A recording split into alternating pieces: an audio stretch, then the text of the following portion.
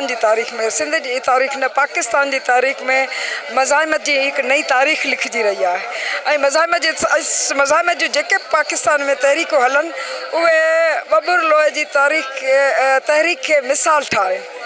इन वक्त सिंध में 40,000 का मथे लोडेड टैंकर ट्रकूं बीठियूं आहिनि उन्हनि के हथ भी कोन लाथो है।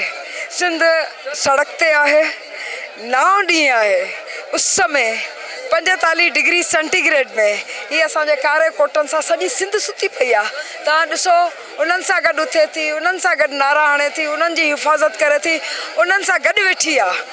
सो मां सम्झां थी त हुननि सम्झो हुयो जेको फ़ैसिलो न थियो, हुननि चाहियो थे त असां सिंध खे क्रेडिट न ॾियूं, असां इन्हनि खे क्रेडिट न ॾियूं त सुभाणे इन्हनि में इहो वेसा न अची वञे त अवामी जिदोजहद में एॾी ताक़त आहे जो हुकुमराननि जी ताक़त खे झुकाए सघे थी, हुकुमराननि खे झुकाए सघे थी।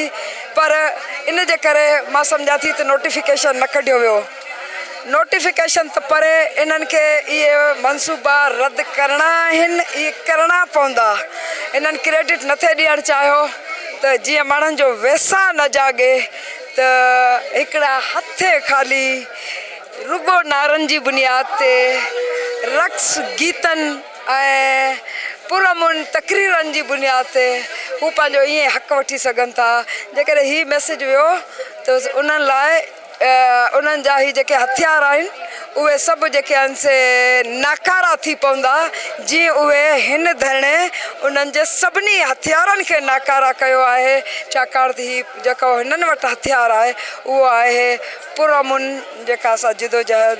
ऐं मूंखे ख़बर आहे त कल्ह जेको आहे, कल्ह जशन हुयो, असां पर मज़ाहिमत में आहियूं।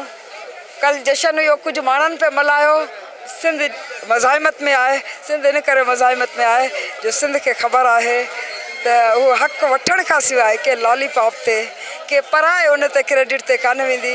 इन जिदोजहद कई आहे, इहो क्रेडिट सिंधी आवाम खे मिलणु खपे त उन जी जिदोजहद सां ही केनालनि जो मनसूबो रद्द थियो।